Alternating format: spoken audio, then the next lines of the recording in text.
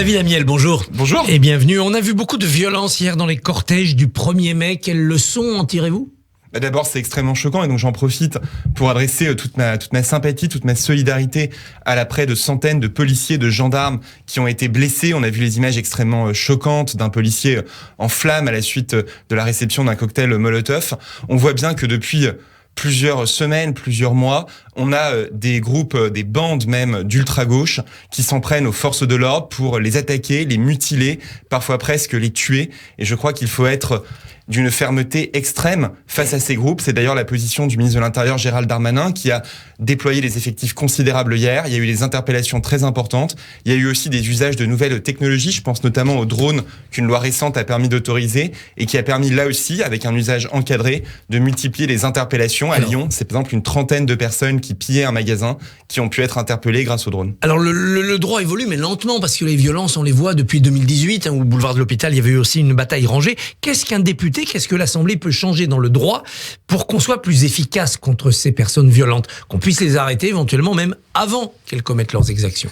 Vous l'avez dit, le droit a aussi évolué ces dernières années. Donc je vous donnais l'exemple du drone, ça fait partie des dispositions qui avaient été introduites dans une loi précédente de cette majorité, sous d'ailleurs Gérald Darmanin qui était déjà ministre de l'Intérieur. Il faut effectivement pouvoir s'adapter en permanence. Il y aura un retour, si je puis dire, d'expérience des différentes épisodes qu'on a connus pour voir effectivement s'il y a des évolutions législatives à apporter. Je crois que dans un premier temps, ce qui est important, c'est le dispositif technique, opérationnel. Il y a eu beaucoup d'hommes sur le terrain hier et ça a permis d'avoir effectivement ces interpellations. Il faut aussi que les responsables politiques soient d'une clarté limpide sur leur condamnation de la violence, parce que ces groupes-là ne sont pas n'importe quel groupe, ce sont des groupes qui sont animés d'une idéologie, en l'occurrence d'une idéologie d'ultra-gauche, et donc il faut que toutes les forces politiques soient très claires pour soutenir nos policiers. Vous trouvez qu'il y a une complaisance du côté de LFI vis-à-vis de ces violents ? Il y a toujours une forme de complaisance à l'égard des violences d'ultra-gauche. J'entends de la part des uns et des autres renvoyer parfois dos à dos ce que subissent les policiers, ce que subirait tel ou tel autre. C'est absolument inacceptable. On a vu au moment de Sainte-Soline, vous vous rappelez cette manifestation illégale où des personnes étaient venues manifester pacifiquement, mais où d'autres étaient venus non pas avec des pancartes, non pas avec des slogans, mais avec des haches pour s'en prendre aux policiers. Et là aussi, on avait vu beaucoup de retard dans certains partis politiques, notamment à l'extrême gauche, pour dénoncer cela. Alors vous êtes député de Paris. À Paris, au fur et à mesure des manifestations, il y a beaucoup de dégâts. Près de 2 millions d'euros chiffrés par la mairie. Qui doit payer ces dégâts ? Le mobilier urbain, les poubelles ? C'est effectivement un travail qu'il faut qu'on puisse conduire. C'est d'abord les compagnies d'assurance qui doivent indemniser nos commerçants. L'État est là, la mairie également, pour pouvoir les accompagner dans ces démarches-là. Je crois que ce qu'il faut surtout qu'on évite à l'avenir, c'est qu'il y ait ces dégradations. Parce que, vous l'avez dit, il ne s'agit pas seulement de faire rembourser le magasin quand il a été abîmé. Quand il y a des dégâts qui se multiplient, les primes d'assurance augmentent. Des commerçants voient parfois une clientèle se détourner d'eux. Je leur adresse évidemment toute ma solidarité. Il faut aussi qu'on puisse interpeller beaucoup plus en amont et beaucoup plus rapidement quand il y a ce type de dégradation. Ça fait à nouveau partie de ce que les nouvelles technologies peuvent nous permettre de faire. Et est-ce qu'il faut faire bouger le droit, parce que le Conseil constitutionnel avait abrogé ceci, pour qu'on interdise de manifestations et qu'éventuellement on convoque au commissariat le jour des manifs ceux qui ont été interpellés pour des violences dans les manifestations précédentes? Vous savez, les manifestations ont eu lieu hier et donc je pense qu'en la matière, il faut être très pragmatique. Donc il faudra qu'on regarde dans les semaines qui viennent très précisément les cas où le droit existant suffit et les cas où il faut faire évoluer le droit. Mathilde Panot dit qu'il faut continuer à harceler le gouvernement à l'Assemblée. Est-ce que vous allez pouvoir travailler dans les semaines qui viennent? Est-ce que ce dossier retraite ne va pas empoisonner encore la vie de l'Assemblée?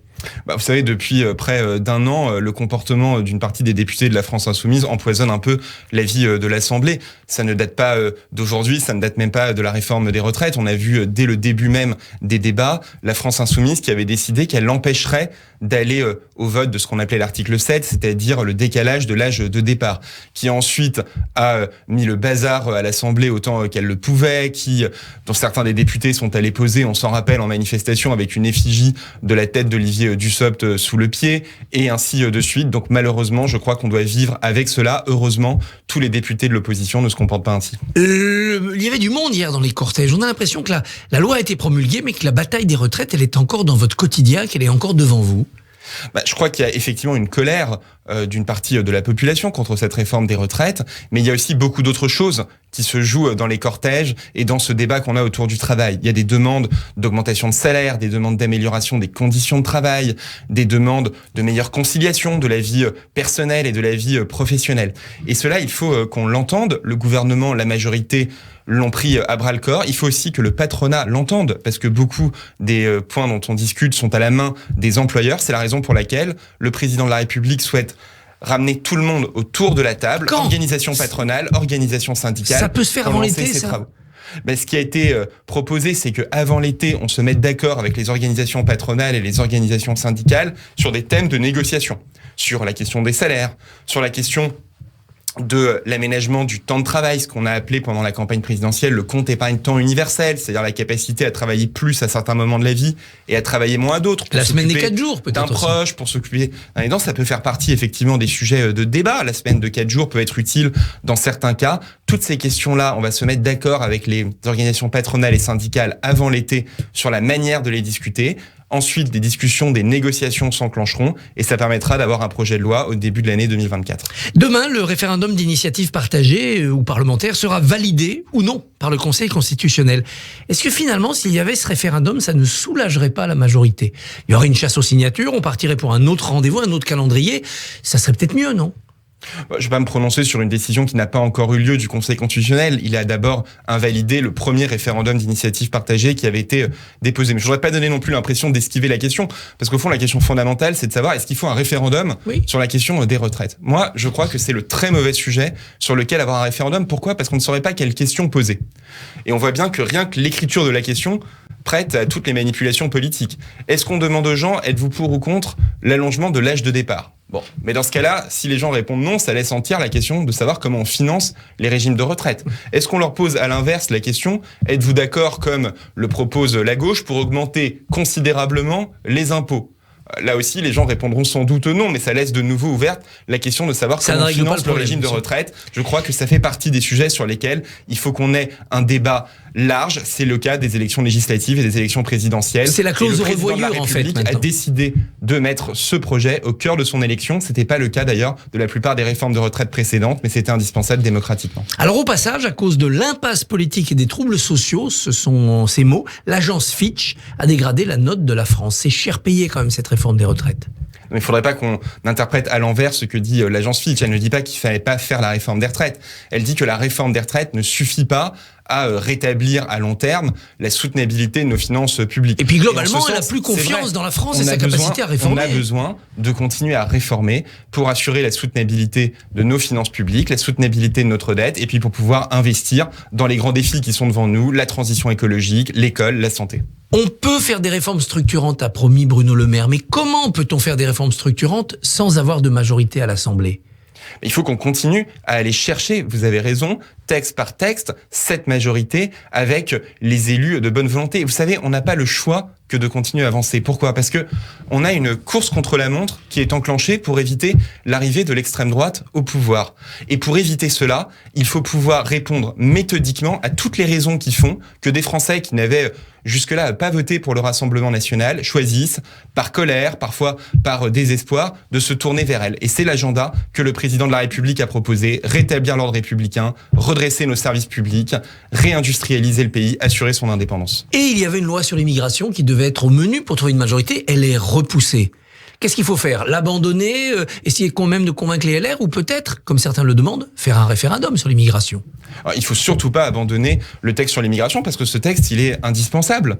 Il faut que l'on arrive à mieux maîtriser nos frontières, à se donner la capacité de mieux choisir ceux que l'on accueille et ceux que l'on ne veut pas accueillir et de pouvoir mieux expulser ceux que l'on ne souhaite pas accueillir et de mieux intégrer ceux que l'on souhaite accueillir. Et donc, nous avons besoin de trouver une majorité à l'Assemblée nationale. Il était très difficile dans le contexte actuel de le faire avec les Républicains. C'est la raison pour laquelle on souhaite se laisser un peu plus de temps pour pouvoir justement trouver cet accord politique. Et éventuellement utiliser le 49.3 ?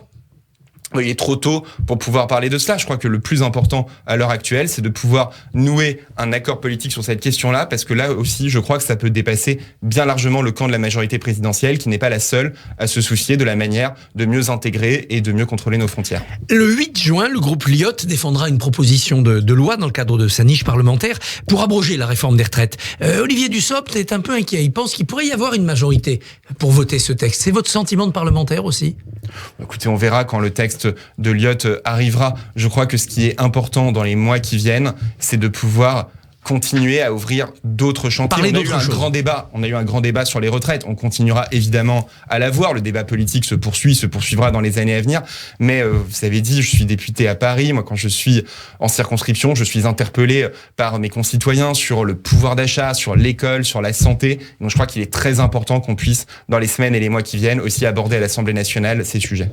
Alors, la feuille de route délivrée par la Première ministre la semaine dernière a semblé bien maigre. Vous, parlementaire, qu'allez-vous faire d'ici l'été, dans le reste des 100 jours? Alors vous dites ça, mais j'ai entendu aussi d'autres commentateurs qui disaient à l'inverse qu'elle est trop touffue. Donc probablement qu'il y a plutôt un bon équilibre qui a été trouvé dans cette feuille de route. Vous dites d'ici l'été. Les sujets qui seront abordés seront d'abord la question du partage des profits. On a eu, pendant la campagne présidentielle, le président de la République qui a annoncé une volonté claire. Quand une entreprise gagne plus, les salariés doivent eux aussi gagner plus. Il y a eu une négociation sociale. Il y a eu un accord qui a été trouvé entre le patronat et les syndicats sur la manière technique de le mettre en œuvre. Ce sera transcrit dans la loi. On aura un projet de loi sur la réindustrialisation verte de notre pays. On voit bien qu'il y a une course qui est lancée au niveau international pour attirer les technologies vertes, la voiture électrique, les batteries, les électrolyseurs pour fabriquer de l'hydrogène. Il y aura une majorité sur ce texte. Et donc là aussi, avec Bruno Le Maire, on présentera ce texte à l'Assemblée nationale et on ira évidemment chercher une majorité qui est indispensable pour l'écologie et pour notre souveraineté. On aura la loi de programmation militaire qui est aussi très importante pour muscler nos armées face aux nouvelles menaces. On a vu ce qui s'était passé en Ukraine, on voit aussi ce qui se passe sur le plan cyber et autres. Donc il y aura d'ici à l'été beaucoup de textes qui seront discutés. Et des textes importants. David Amiel, bonne journée, merci d'être venu sur Radio J. Merci messieurs, on retiendra pas de référendum pour la question des retraites, il faut un débat large. David Amiel, Christophe, on vous retrouve demain en compagnie de Pierre Jouvet, porte-parole du Parti socialiste.